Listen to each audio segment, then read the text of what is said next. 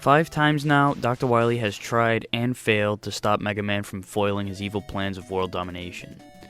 The last few times, Wily attempted to distract Mega Man by convincing him that someone else was in charge of the rampage the annual crew of 8 Robot Masters were conducting.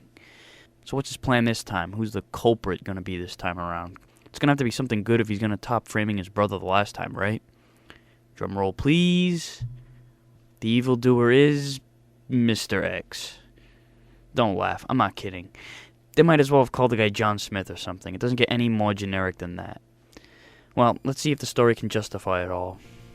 8 robots are gathered for the first ever robot tournament. Mega Man must have not been invited for the sake of competition. I mean, he's just too badass.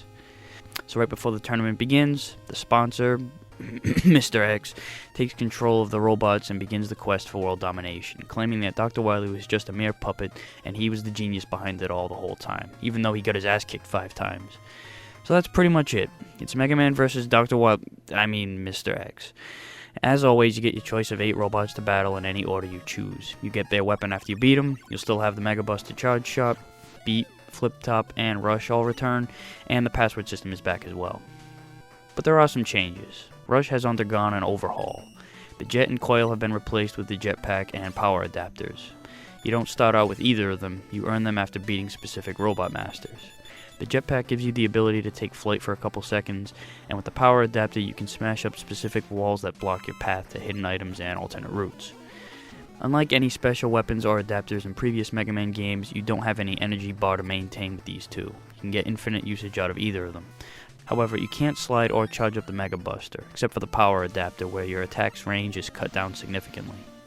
To obtain the services of Beat the Bird, you won't be collecting letters from each of the 8 stages, you'll be collecting 4, spelling out Beat. You'll get these letters by heading down an alternate path leading to an alternate gate where you battle the alternate version of the same Robot Master. They don't fight any differently, they just give you the Beat letters, and sometimes their background's a little different. To get to these alternate paths, you pretty much need one of the adapters, Power or Jet, to advance. Once you get the letters, they'll show up on the select screen in place of the defeated robot. The other 4 stages will display an extra life instead. It means nothing, it's just there I guess to fill in the empty slots. Like I mentioned earlier, there are a lot of alternate paths, which is something different about Mega Man 6. Some of them lead to alternate gates to battle the Robot Masters, and some branch off in the middle of the stage and come back to the same place. The Robot Masters themselves weren't exactly the best that Capcom brewed up. They're not boring, I mean they're colorful, but some of them are just so gimmicky and stupid. In fact, this is easily the worst lineup overall, at least up to this point. Centaur Man, Plant Man, Yamato Man. I'm still not even sure what the hell a Yamato is. I know it's Japanese related, but I'd like to think that the guy could have been very well called Spearman. Oh well, whatever. The soundtrack is a bit of a mixed bag. I mean, there aren't really any terrible songs, but there's a decent amount of filler with boring chord progressions. At least that's my opinion anyway. And while the Mr. X stages have a great tune, it's the same one throughout the whole castle, just like Mega Man 5. Now for this walkthrough, keep in mind that I'm just taking you through the order that I usually do, and I don't even really bother going for the beat parts. So this order isn't the quickest if you really want beat that badly, but I'll quickly explain the sequence for once I get through all the stages. Bottom line is, you can go back to the stages of the defeated Robot Master, so you can get beat no matter what order you do. First, select Nightman. At the beginning, you'll see an extra life hidden in the wall.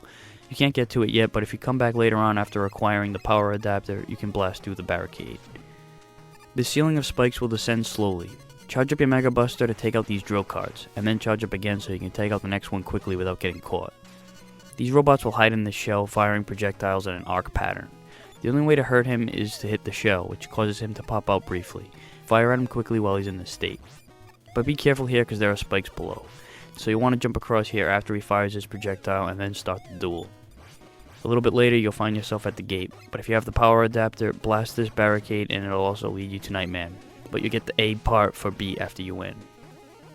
Nightman doesn't really have a complex repertoire. He'll run, jump, and fire off his mace ball, which I guess is attached to a chain because it comes back to him.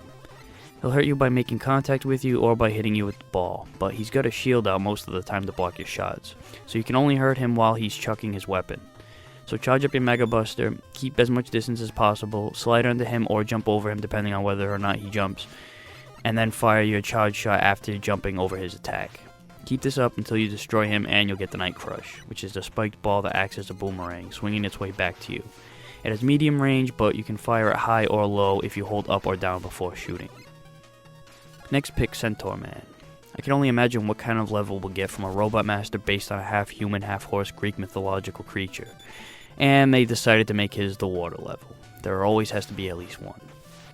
There'll be fish and guns attacking you here, but the real hazard are the spikes on the ceiling and floors. Jump lightly so you don't hit the ceiling while taking out everything in front of you, and time your jumps carefully so you can squeeze into the safe zones.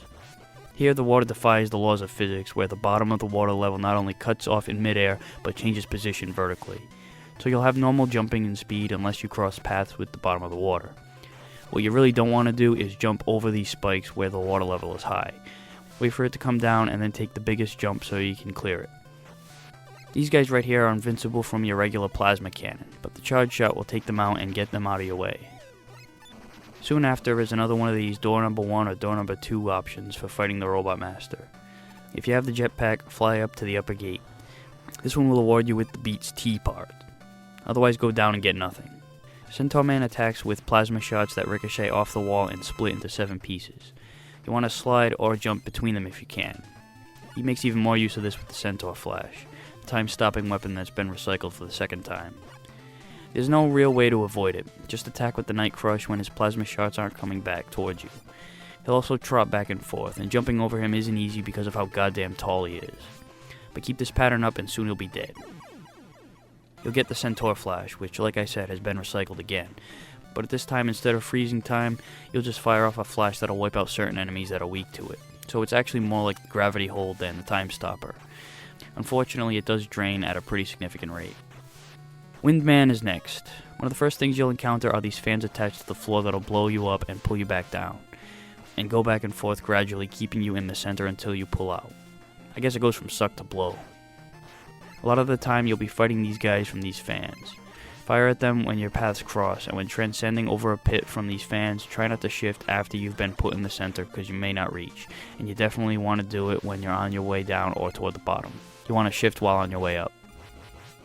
These mid-air platforms shift sides as you jump on them, so once you land, quickly jump over to the other side. Toward the home stretch, you'll see one of these Panda Bear robots up on this platform firing lobby projectiles and some straight shots. They're a basic enemy you see throughout the level and aren't that hard to destroy with a couple charge shots, but here you can only reach him from these fans, which is a pain in the ass in this spot because there are spikes on the ceiling so you can't stay on one fan for long, and getting hit could knock you into the pit, so you have to watch out for both at the same time. Personally, I don't bother trying to kill him, I just try to weave my way in between his attacks, which isn't the easiest thing to do in the world, and you may end up taking a hit, but as long as you're close to the second fan, you should be able to land on it and use your recovery time to get to the ladder. Taking one minor hit is a lot better than dying. Windman isn't very hard to beat. He'll try to suck you in with the fan. Slide away continuously while he does this. He'll stop and fire his windstorm, which you can jump over when they cross, and then he'll hover and shift over to the other side, so slide away from him when he does this. His weakness is the Centaur Flash. As long as you don't use it too rapidly, you can take him out before it runs out. If you're reduced to just the Mega Buster, fire at him when he's attacking with the windstorm. Charge up the shot the rest of the time. After winning, you'll get the Windstorm. You may recognize this as Airman's air shooter from Mega Man 2, but instead of floating upwards, these tornadoes glide across the floor, which are better for aiming. It's a pretty decent weapon for enemies that are stationed on the floor. Next on the list is Flame Man. Throughout the beginning, you'll notice these pits of sludgy oil which will slow down your running and jumping immensely, so you don't really want to find yourself in these pits very often. Add to that, these guys that can float around and drop flames down, which will ignite the oil pits if they land, which is an immediate death if you land in it. So try to take these guys out whenever you see them as quickly as you can to prevent these fire pits from being formed. These things that we met earlier that can only be thwarted off by a charge shot will double as a platform of sorts in the oil field. Jumping on the pump will move you across the oil, which you will need when these pricks start dropping fire. Flame Man's cousin will send balls of fire in an arc pattern. If any of them land in the oil pit, it'll light up, so use the Centaur Flash to wipe them off the screen and prevent this. Flame Man has 2 main attacks, a slow-moving ball of fire straight on, and the Flame Blast, which are several streams of fire lined up across the floor. Jump straight up when he sends the Flame Blast and try to land in between the streams. His straight-ahead attacks are easy to avoid. Send the Windstorm after him and he'll be done in no time. You'll get the Flame Blast, another weapon that seems familiar. It's a small fireball that goes in a shitty arc pattern and flares up for like a half a second. Because of the arc pattern and the size of the projectile, you'll have to do a lot of jumping at close range to get it to hit your target and probably be rapid firing it quite a bit, which will waste away your weapon energy. So overall, it's not a very great weapon. On top of the Flame Blast, you'll also get the power adapter, so at this point you can go back to Nightman's stage and take the alternate route to get to the beat parts if you want it.